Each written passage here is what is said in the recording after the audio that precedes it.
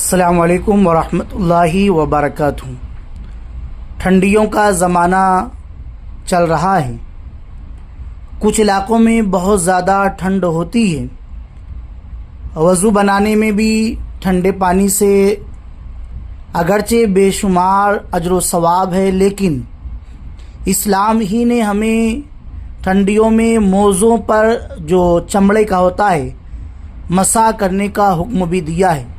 आप ये जो देख रहे हैं ये लेदर यानी चमड़े का मोज़ा है। चमड़े के मोज़े पर मसा करने का हुक्म दिया है।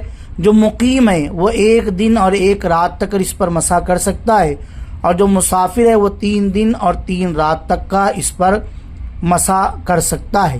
ये उसकी मुद्दत है और चमड़े ही का मोज़ा होना चाहिए।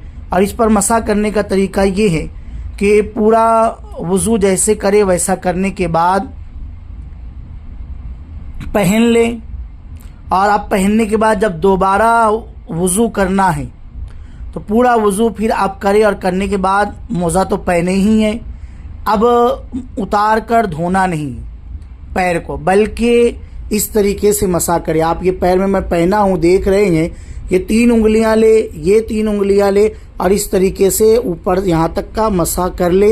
ये मसा औरतें भी कर सकती है, मर्द भी कर सकते हैं, अगर बालिग बच्चे हैं वो भी कर सकते हैं। और बिल्कुल इस तरीके से टखनों के ऊपर तक का हिस्सा छुपा रहना चाहिए, और ये चैन लगाकर बटन लगा दी जाती है, इसमें आसानी होती है। और अगर अंदर कोई मोज़ा भी पहन लिया ऊन वाला और उसके ऊपर से ये पहन लिया, तब भी इस तरीके से करना जायज़ है।